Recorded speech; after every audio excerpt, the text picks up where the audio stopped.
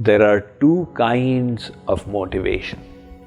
The first is external motivation, and the second is inner motivation. External motivation means to be inspired by rewards that others offer. If your boss says work hard and you will get a promotion, that is an external motivation. Now, in that case, the key to your inspiration lies in the hands of others. Tomorrow, he does not give you the promotion, you get demotivated. However, if we are internally motivated, we can always tap into that source irrespective of the external environment. Inspiration or the lack of it don't have to come from the outside. They can all happen from the inside. Remember this formula all your life. If you develop an intense desire, you will then make a firm resolve. When you have a firm resolve, you will put in immense effort, and that is how you will become.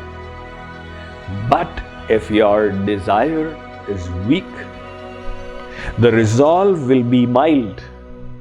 The effort will be marginal, and that is how you will become.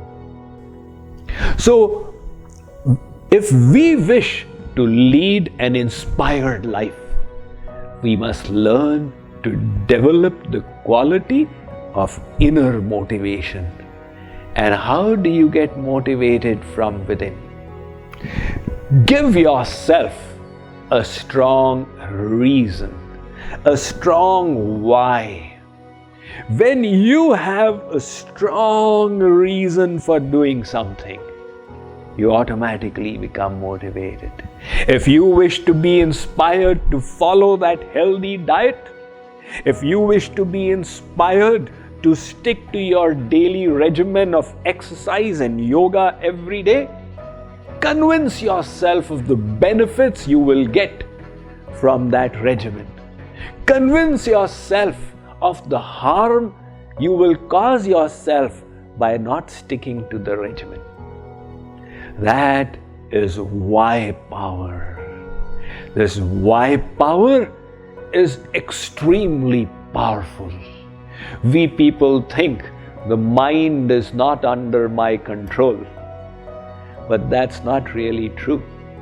If the intellect decides something is important, it has the ability to hold the mind in its control.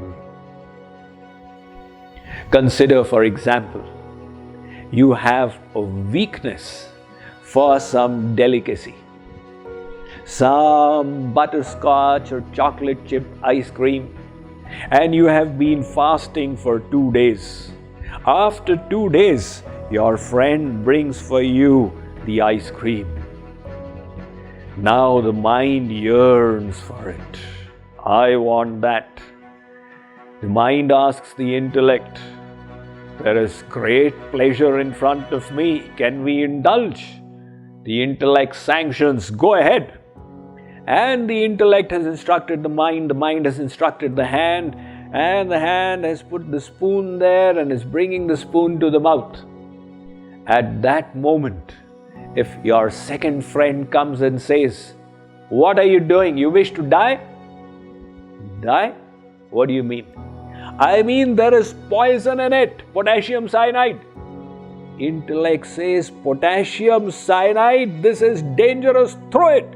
The intellect instructs the mind has instructed the hand, and the hand has chucked that ice cream. Here, this person has suddenly got the ability to resist. Where did it come from? It was the power of the intellect over the mind.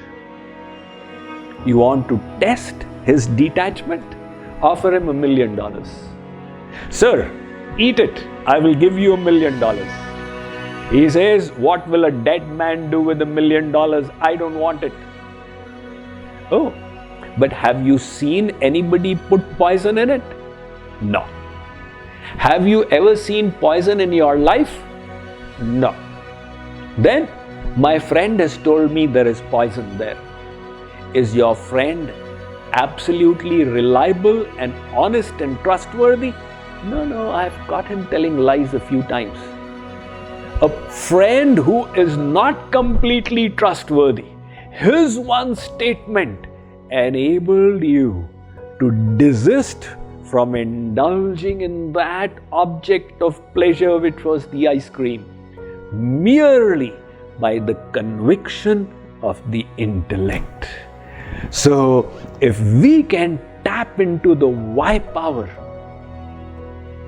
that will then enable us to enthuse ourselves and bring out the best in us in the desired task and enable us to bring out the best we have to perform the task at hand. How then can we develop this why power? How then can we convince our intellect to tap in to this vast reservoir of inspiration? We will discuss this some other time.